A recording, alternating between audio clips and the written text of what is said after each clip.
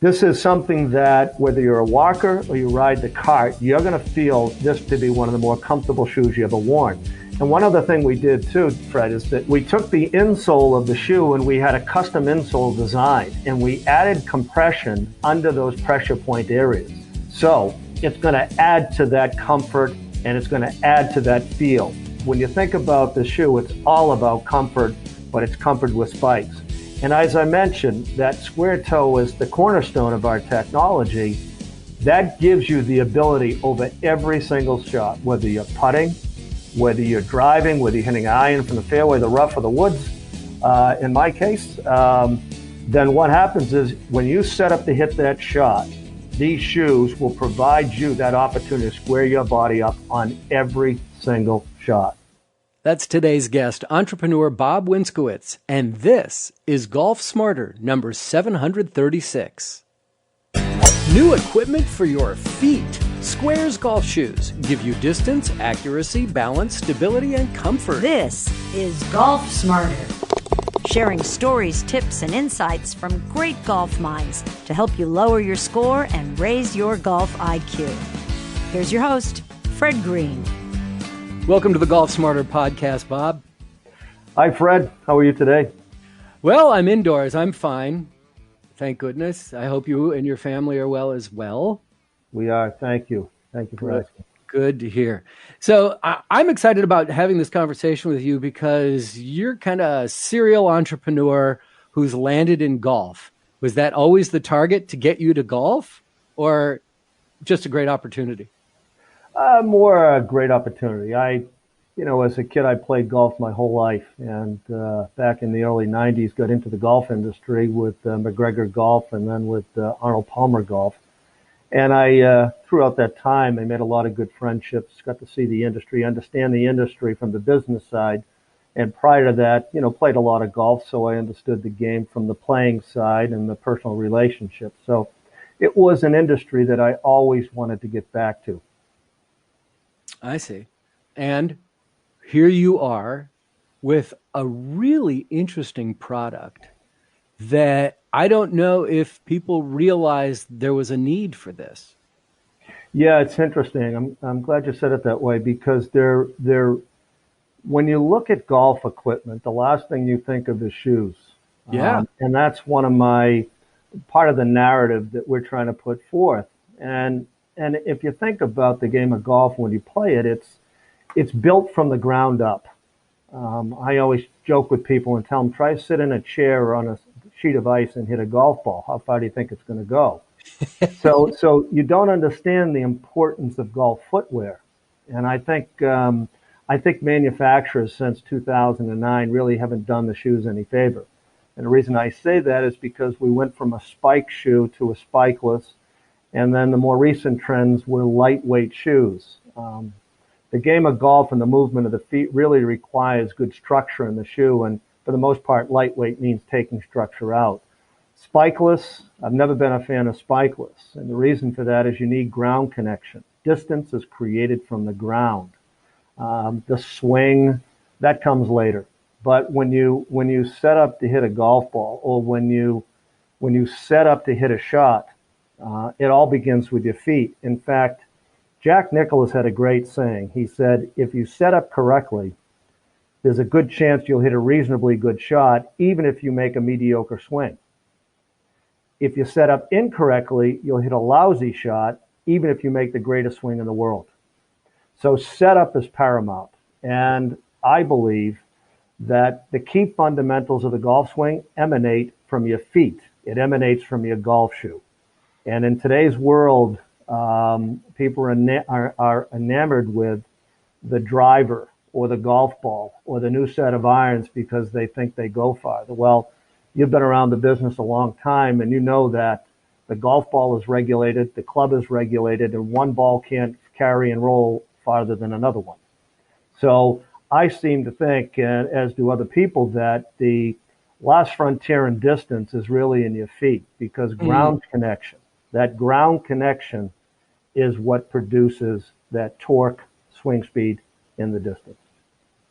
That's so interesting, because of all the interviews that I've been doing over the years, so many people talk about either PGA being position, grip, and alignment, or they talk about balance, or they talk about stability. But you're right. Nobody. Where does that come from? But I ask people, you're exactly right. Other than the grip, when you think about alignment, when you think about balance and stability and position, that's your feet. Yeah. And everything starts from your feet. You know, your knees are over your feet, your hips are over your knees, and your shoulders are over your hips. So if you're not set up properly, then your body has an internal GPS that I'll give you an example. It's with the PGA professionals. How often do you see them practicing without alignment sticks? Very rarely. And the reason is because if you don't have their alignment down and their setup, they'll compensate some other way. The golf swing your body will react to it will know it's not lined up properly. Hence, you'll make some kind of change in your swing. So really, I set out to defend the golf shoe, to say that the golf shoe is important, as important rather, as the golf club you're swinging, the putter you're hitting, or the ball you're playing. Because think of this, your feet and your setup and your alignment can render all of those things useless. It can render that $500 driver useless. Wow. I can't tell you how many times where I've been playing with somebody and they'll hit one way off line and they'll turn around and look at me like, what happened? I'm like, you hit it exactly where you were. There? Yeah, that's exactly where you were lined up. Yeah. Like, what? You know, it's interesting. You see people going through all these alignment rituals. But it's a common challenge. I mean, PGA Magazine, PGA.com rather, said 95% of all swing flaws are because of setup. And I buy it. And we've done a lot of research. It's funny. If you walk up and down a driving range or a practice facility and you ask somebody, you know, where are you lined up? What are you aiming at? And then you drop a stick down at their feet. I'm telling you, if you could make $1 for every time somebody was not aligned properly, be a wealthy man. So what I did is, you know, I myself was challenged with setup and alignment, and working for the companies like Palmer and McGregor, we were always after, quote, game improvement products. And when I worked for Arnold Palmer, I'll never forget when I went to these meetings and Arnold was sitting there. He had a famous line to us. He said, "What's in it for the golfer?" If we presented a new putter or a new iron, a new driver, you knew after the first time you met with them that you had to answer that question. What's in it for the golfer? And that always hit home to me. That stayed with me since that day. What's in it for the golfer? What's in it for the consumer? So when I looked at, it was one day I was on the practice range with a good friend of mine, and he was hitting balls and I had just come from work. And I happened to be wearing a pair of square-toe dress shoes. And so I grabbed one of his clubs and started hitting balls. And I noticed instantly that I could square myself up to the shot. And at that point in time, I was joking with myself saying, why would you wear a rounded toe shoe to square up to a shot? And I also felt a lot more balanced. I felt very stable, very balanced. Now, at the time, I thought much of that had to do with the fact that I'm not being aggressive because I'm wearing dress shoes and it didn't have cleats on it. But I later realized that really wasn't the case. And I'll get more into that in a minute. But really what happened was that was the aha moment. And so I went and I filed patents on this. And then it all began. So this was your idea? Yes, it was. And it really started that day on the range. But then I started looking into golf footwear, and it took us 6.5 years to develop this technology. And I looked at the evolution of golf footwear, and you go back to the 1800s when it was invented, the mid-1800s, and it wasn't until about 40 years after that cleats were added to the shoe. And when you think about it, since that time, golf footwear hasn't evolved like golf equipment has, golf clubs have, rather. Golf clubs and irons and balls. I mean, if you go back to the 1800s and look at a pair of shoes versus a club at that point, it's been a huge difference. But I haven't seen anything in golf shoes in the last 15 to 20 years that actually somebody can point to and say that helps the golfer play better golf. There's nothing there. If you think spikeless is the answer, that's not the case. Lightweight, you could say comfort. How does comfort help you play better? You know, the way I see things is comfort is your entry price into this business. If you don't have a comfortable shoe, you shouldn't be out there. So right. I think people are saying, well, comfortable, more comfortable. Once you say more comfortable, that becomes an opinion. That becomes, you know, it's either comfortable or it's not. So we looked at this and said, the golf shoe needs to evolve. It needs to evolve like clubs. And so we started taking a look at, you know, what the shoe does, what the feet do in the movement of the golf swing. And we realized at that point of how important the feet are in the golf swing and how over the last 20, 25 years, golf shoes have been relegated to an accessory. They're apparel. You know, people buy them based upon the way they look in terms of the color schemes. And it shouldn't surprise people that the golf shoe of today is, you know, I call them sneaker with nubs. And it should be no surprise because 65% of the business is are these large global sneaker companies. Okay. We're going to take a quick time out. And when we come back, I want to challenge you. Is that all right? That sounds I know great. It's your company. I know it's your idea. But I got some questions about it. That sounds great. Looking forward to it. We'll be right back.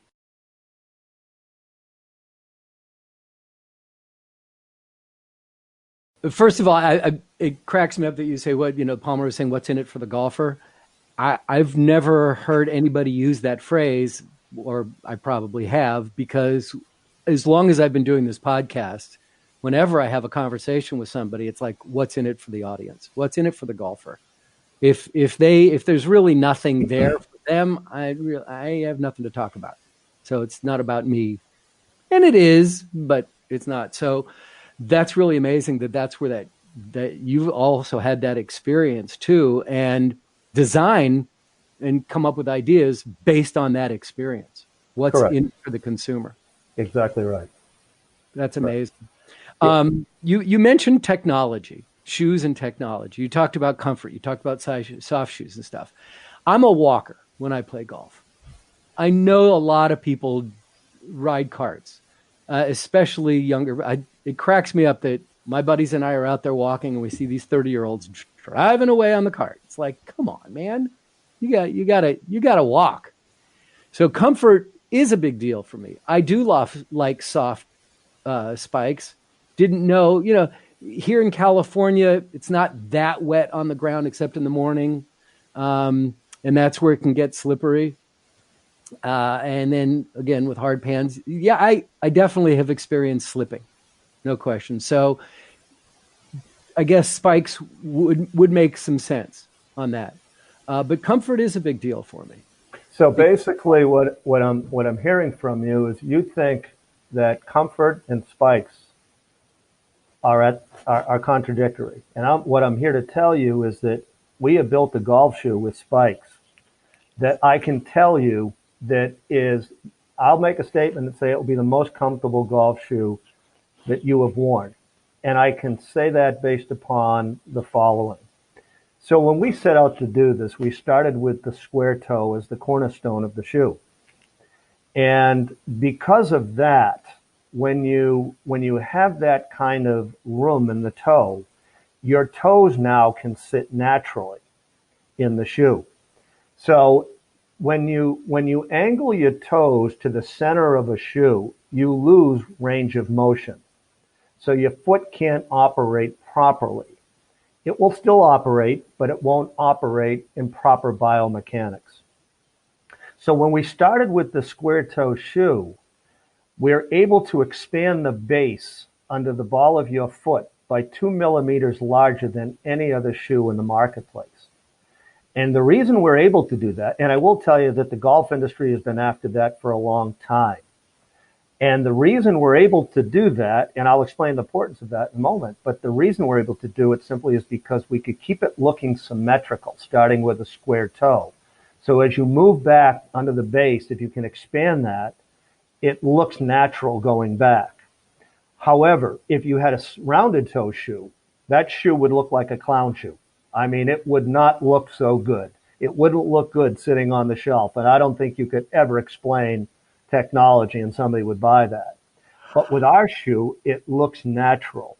Now, why is that important? Well, like I said, the golf business has been after, golf footwear business, expanding the base under the ball of your foot. Why? Because that's a larger platform. A larger platform means better balance and better stability.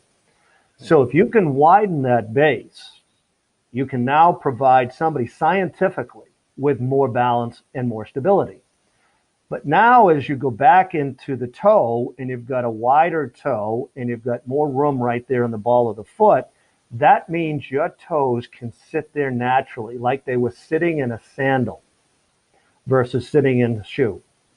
So if your toes can sit naturally, you're going to have better balance, better stability, because now you get 5 touch points and good feel for the ground and a good sense of balance and a good sense of stability, which are paramount in the golf swing. And so again, this is science. This is all based upon a podiatrist's review of this technology and the fact that we're able to build a wider platform. So now with that, you take and you flip the shoe over. And when you flip the shoe over, now you've got more surface area on the bottom of the shoe. Why? Because you've extended the base a little. At that point, we looked at the movement of the feet and the kinetics. So you as a walker, we looked at people who were hitting shots, and we could have discernible, we could see where the pressure is on the bottom of your feet. So there are 4 regionalized pressure points on the bottom of your feet throughout the golf swing. So what we did is on the bottom of our shoe, you'll notice there are 6 cleats, but there are 4 red cleats. Those red cleats are the pressure points in your golf swing. So we position those cleats directly under those pressure points. In doing that, if you think to yourself, well, if that's the greatest amount of pressure, wouldn't you think that's where you need connection to the ground the most?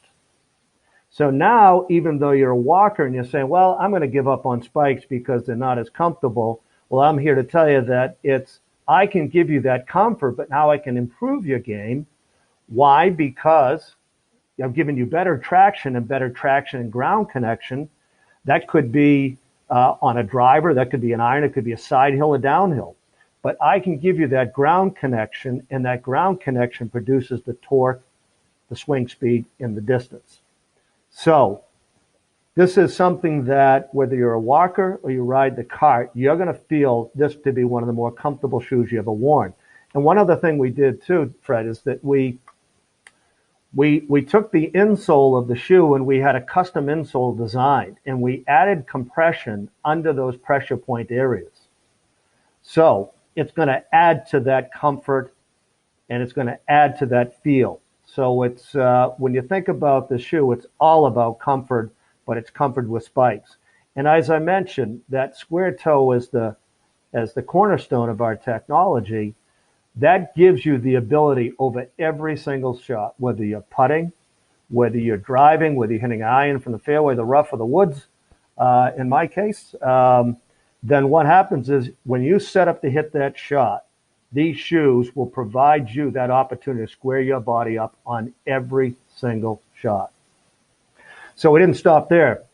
In looking at the biomechanics and allowing the foot to have proper range of motion, our designers, who are, a couple of them are award-winning designers. One of them spent 12 years at FootJoy as the director of design at FootJoy.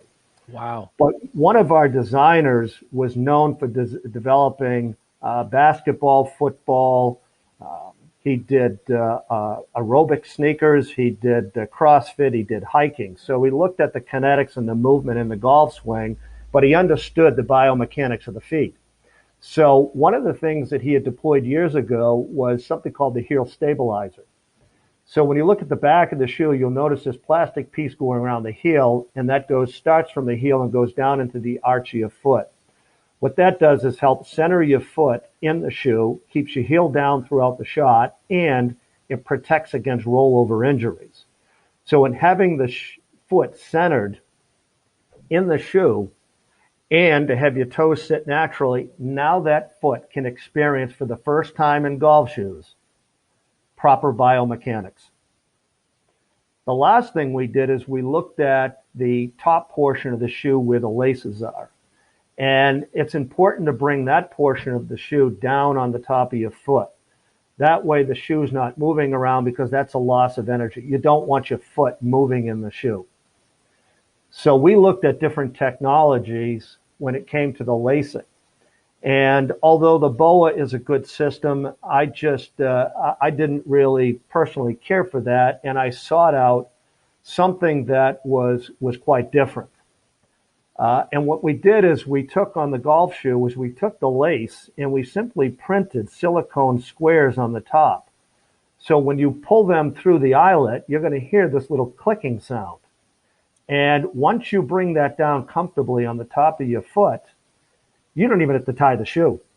But you tie the shoe and you never have to tie the shoe again throughout the round, and it doesn't come loose. We're going to take another time out. I need a break from that.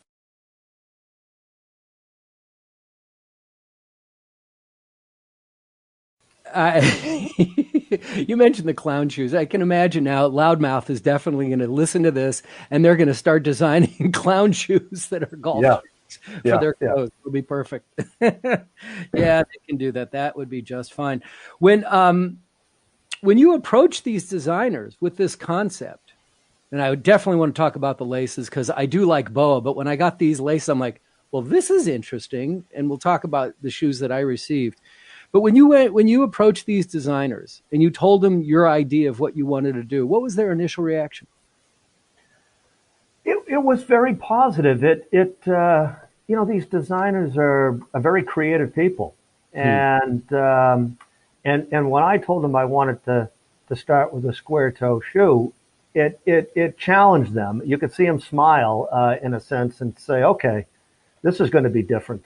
And really from that point forward, when we found out about the range of motion and the added room for the toes, and it really was serendipitous. It was something that one thing fed another.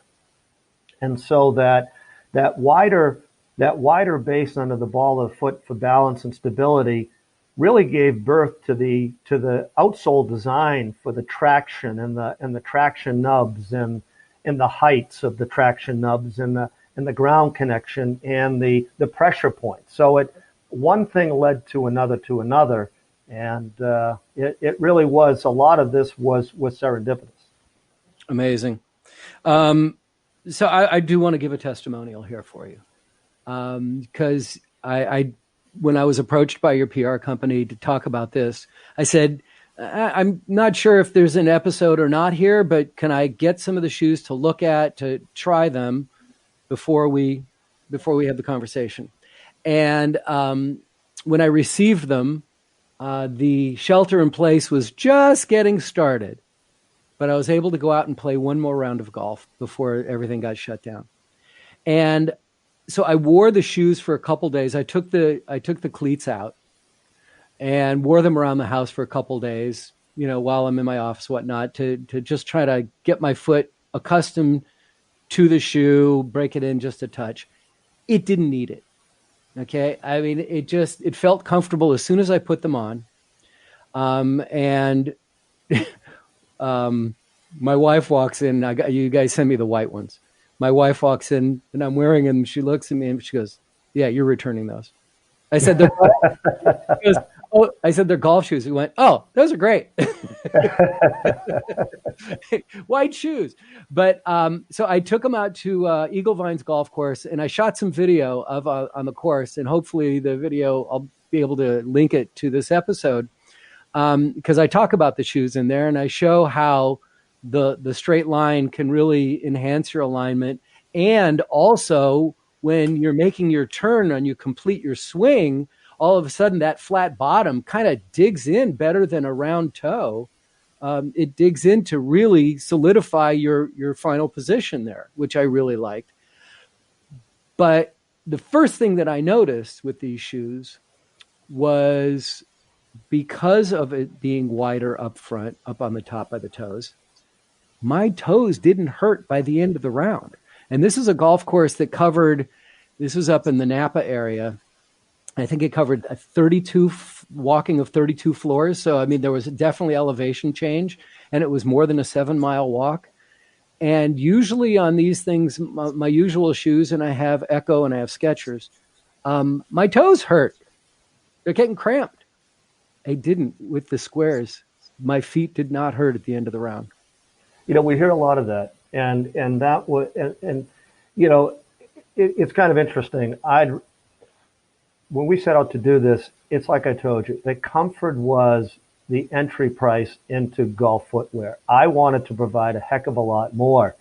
And I get a little disappointed when people come to me and they say, boy, these are the most comfortable shoes. I said, well, what about the squaring up? What about the traction? What about, you know, I'm anxious to hear that kind of stuff, because that really was true innovation. And, but just the mere fact that we're able to provide more room in the front of the foot and a wider base, it gives you, it's anybody, any podiatrist will tell you, well, it's just scientifically you're going to feel more comfortable because your toes are sitting naturally. And then we just kept building on that with the insole. But again, I think we set out to build the best golf shoe we could build for the modern day swing, for somebody that needs that comfort when they walk, somebody that needs the structure when they're aggressive at their golf swing, for the older generation that wants to try to pick up a little more distance. This provides that traction, and it provides the balance. You have no idea how much balance and stability work into the golf swing, and how it affects distance, how it affects accuracy. Because if you're moving all over the place, you're not going to take that energy and transfer it into the shot. So balance, stability, and comfort, I think, has been three words that the industry has tossed around.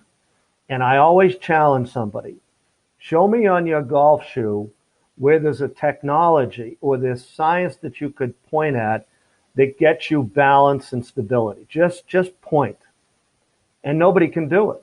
Now, I can on my shoe, because I can tell you we're 2 millimeters wider in the base. If you have a wider base, that means you've got better stability and better balance, as opposed to another golf shoe. So again, we set out to say that we built a game improvement golf shoe, and it will help you play better golf. I'm not going to argue with you on that one. Really, you guys invented the lace? The laces on those? That was your idea? Yes. Yep.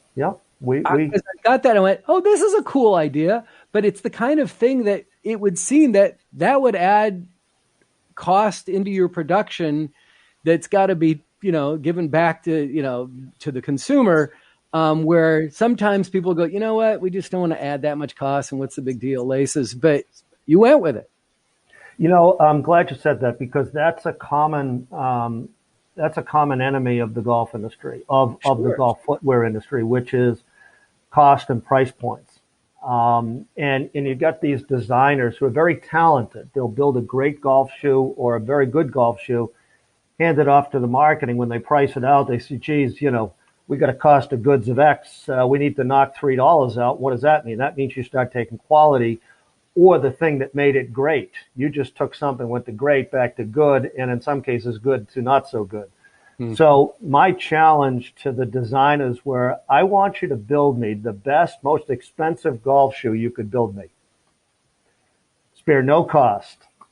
And interestingly enough, we're priced in an arena where you got some of the top best-selling shoes, like you take a Pro SL or a Tour 360. We're priced in that area, at $199 price point. So it's something that we didn't. We chose a custom insole. We chose the best spikes. We chose to increase a lace the cost of the lace. We did some small things. For instance, with the tongue, we did a gusseted tongue. That means the tongue is sewn all the way up. The reason for that is you don't want the tongue moving around. And the other thing is, if you happen to find a sand trap or it's wet in the morning, sand can get on the top of the shoe and work its way into the shoe. So our shoe is 100% waterproof all the way up to the top eyelet. So for those people like myself that, play in the early morning and step in puddles or in lakes, whatever, you're good to the top of the shoe. It's interesting when we were talking about the spikes earlier. I don't know how many people out there know this, but Ben Hogan was, in my opinion, arguably one of the best ball strikers there ever were. And one of the stories about Ben Hogan that he took his golf shoes and called up the Maxwell Shoe Company in London, and I believe they're out of London, and said, listen, I don't want you to tell me, but I want you to add an extra spike under the ball of my foot. And so Hogan went around playing with that. I don't know how long before somebody else picked up on it, but that will tell you, I don't think Ben Hogan got anything wrong. So if he's saying put an extra spike under the ball of your foot, there's got to be something there. So interesting. That's awesome. That's awesome. So that's why I'm a big proponent of spikes versus spikeless. Sure. Now, you have one thing that really fascinated me in looking over your press materials as far as your generosity and what you're giving and everything, but spikes for life? Yes. Tell me what that is. Yes. So, we're all about the traction and the better balance, better stability. And we want to make sure that people pay attention to the bottom of the shoe when the spikes wear down. And a lot of people will let them go a lot longer maybe than they should. So we bought a lot of these in bulk, and we said for our customers, you pay the shipping and the handling. We don't make any money. We're just going to provide you spikes for the life of the shoe. So halfway through the season or at the end of the season, the spikes are worn down, where you place an order on our website and we ship them to you. Other than the handling of the shipping, we ship them to you free. This is going to be a huge success, and immediately you're going to have competitors out on the marketplace. Well, we like to think that we've patented this. We've done a great job with the geometry of the shoe in terms of the front portion. We've got 3 issued patents. We've got 4 additional patents filed, design patents. We've also got a utility patent filed. The shoe is very well patented, and we have one of the top law firms that did this for us. So we think we'll have a very good position for quite some time. Well, then I wish you best of luck on getting purchased. I hope you success. Yeah. That's it's interesting. I'm a big proponent of as a serial entrepreneur, is I like to think that good technology comes from small companies, and it's us little guys that compete against the big guys is what it's all about. You grow the business, and then somebody comes and buys you later on. So why these shoes? Why now? Why did you feel like this was the time to make it happen? Because you just released them in January of 2020, right? This is a new product. That's correct. Did you release it at the PGA Merchandise Show? Is that where it was? Yes. We launched it at the demo day on Wednesday, on Tuesday. And it was great. We had great reactions. We saw so many articles afterwards, and bloggers, and PGA Magazine said the future of golf footwear. Wow. We just had a nice article in Forbes Magazine about us. We had several of the bloggers and publications say best product of the PGA show. It was very humbling, but it was, it took us 6.5 years to get this. So why now? Well, I couldn't figure out anything else to add to the shoe. So we said, listen, let's go to market. So we tested it for a year, and we did it on handicaps from a scratch golfer to somebody who was a 25 handicap golfer. We made some adjustments, and then we're ready to go in January. Incredible. Well, congratulations. I think you've got a really interesting product. I think you have a helpful product. I really do. I think that this answers a lot of questions that people weren't asking. Yeah, I agree. And like I said, I'm on a mission to change the narrative about golf footwear. The feet and the golf footwear, they're the source very important key fundamentals of the golf swing. And a lot of people don't pay attention to golf footwear, and I'm hoping to change that narrative. Oh, well, I wish you all the luck in the world. And let's get back to price point. What are we talking about? It's $199.97. It's priced out. It's you can only get it on our website. We're an e-commerce only company. You can't find this at retail. Really? And is that eventually, do you hope to change that, or you're comfortable with that? I'm comfortable with it. I like this direct relationship with the consumer.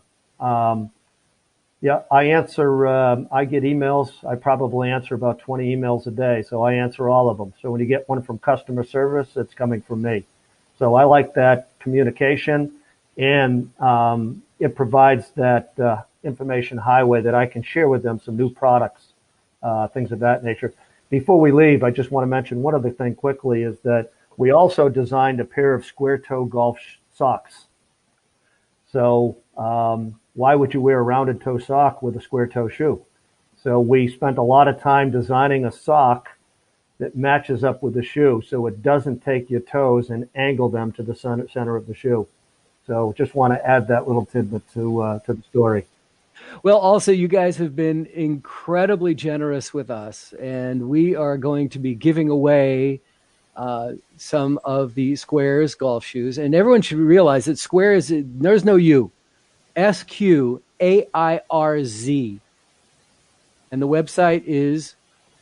Squairz.com. SQAIRZ.com. Right. And that's where you should go to look for it. And you've been not only generous in supplying us with shoes to give away, but it's going to include a package that has a bag for your shoes, a hat, and some socks. So and the shoes, of course. Yep. We're providing a package for you that you've got the shoes, the socks, and we're excited about sharing this with your listeners. I think we also got a discount that you've negotiated. Well, because my question to your PR firm was, what's in it for the golfer? And so, I like it. Yeah, well, hey, what goes around comes around, right? So what you guys were really generous in doing is you're offering a $10 US discount to Golf Smarter listeners with the checkout code GolfSmarter10, right? That is correct, yes. And they'll get $10 off their purchase and a free pair of socks. And the bag and a cap. Oh, wait, that's what the purchase. Yes. The prize has the bag. That's right. That's the prize. The prize is the bag, the hat, the socks, and the shoes. Those are the prizes. Those are the good things there. Yeah. That's a good package. It's all good. With the purchase, you get a free pair of socks, and which is a $12.97 value and $10 off. Oh, well, there you go. So you're saving a lot of them. You're saving over $20. Bob, thanks so much for your time. Congratulations on a fascinating idea. We didn't think there were new ideas in golf. We were just redoing the old ones. But you have definitely tapped into something that I think will intrigue a lot of people. I know, just, again, my own testimonial, standing up to the ball, and you'll see this on my video, standing up to the ball and seeing if I'm in alignment to my target made a big difference in my mind, and that's where it has to go. So congratulations again, and thanks so much for your time and your generosity. It's my pleasure. It's been an honor. Thank you so much for it. Thank you, Bob. And before we announce the winner of our drawing for a Seemore putter, let me confirm what he has just said. Registration is now open for our next giveaway, which is for a brand new pair of Squairz golf shoes, valued at $200. Deadline to enter is Sunday, April 25, 2020 at midnight Pacific Time, 3 a.m. Eastern. And when you register, you'll also find a link to the Squairz website and the code for the $10 off your purchase, and the code is GolfSmarter10. Spelling, again, he said it, SQAIRZ, Squairz.com. If you entered after Sunday night deadline for the Seemore putter, there's still some good news. You missed that entry, but you're already entered to win the Squairz golf shoes.